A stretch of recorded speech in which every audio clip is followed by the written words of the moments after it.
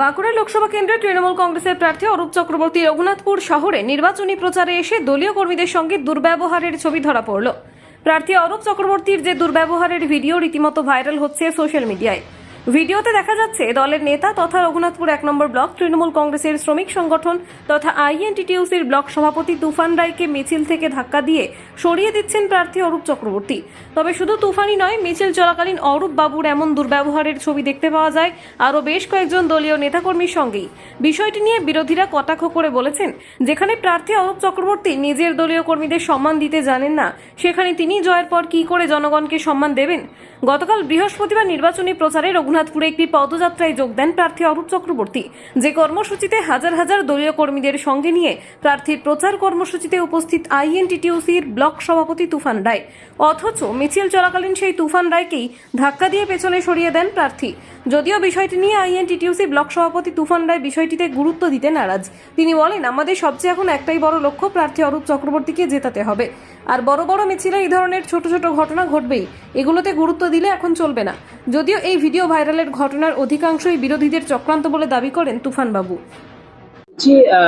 গতকালে রঘুনাথপুরে একটা ভিডিও আপনার খুব ভাইরাল হচ্ছে বর্তমানে সোশ্যাল মিডিয়ায়, বিরোধীরা ভাইরাল করছে দেখতে পেলাম, যেখানে প্রার্থী অরূপ চক্রবর্তী আপনাকে ধাক্কা দিয়ে সরিয়ে দিচ্ছে। কি বলবেন, এমন ঘটনা একটা ঘটলো?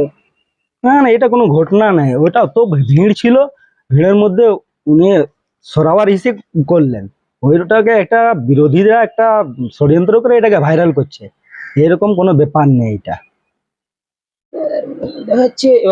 এখন দেখা যাচ্ছে বিভিন্ন দলীয় প্রার্থীদেরকে দলীয় কর্মীদের পায়ে পড়ারও একটা ইঙ্গিত দেখা যাচ্ছে যে ভোটের জন্য। সেখানে অরূপ চক্রবর্তীর এমন একটা চিত্র দেখা গেল, যেখানে আপনি রঘুনাথপুর 1 নম্বর ব্লক আইএনটিটিইউসির সভাপতি, কালকের কর্মসূচিতে আপনার অনেকটাই ভূমিকা ছিল, সেখানে খুব প্রার্থী এমন একটা আপনার সঙ্গে ব্যবহার করলো, আপনি কোনো রকম মনোমালিন্য হচ্ছেন না? দেখুন, আমাদের এখন একটাই টার্গেট, আমাদের যে ক্যান্ডিডেট আছে তাকে জিতিয়ে আমাদের দিদির হাতটা শক্ত করা। কে কি করলো না করলো ওই সব মাথায় যদি অল্প ঢুকায় রাখি, তা আমরা দিদি যে ক্যান্ডিডেটটাকে দিয়েছে তাকে আমরা কিভাবে জিতাবো? আমাদের এখন একটাই টার্গেট, দিদিকে জিতানো। এবার এইরকম যদি আমার মনে হচ্ছে এমনি কিছু ঘটনা ঘটে না, যদি এটাকে কেউ করছে, আর এই ছোট ছোট যদি কথাগুলাই আমি এখন যদি মাথায় রাখি, তো ভোটটা কি করে করাবো, কিভাবে আমাদের ক্যান্ডিডেটকে আমরা জিতাতে পারবো?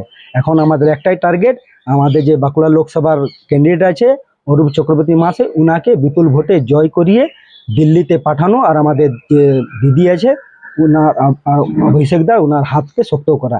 আমাদের এখন মূল টার্গেট এটাই। আমি শুনেছিলাম পুরুলিয়া আমাদের খারাপ জায়গা, কিন্তু আমি রঘুনাথপুরে যে জনজোয়ার দেখলাম, ছাত্র যুব মহিলা ট্রেড ইউনিয়ন মহিলারা শঙ্খ ধ্বনি দিয়ে উলু দিয়ে আজকে মাতোয়ারা করে তুলল।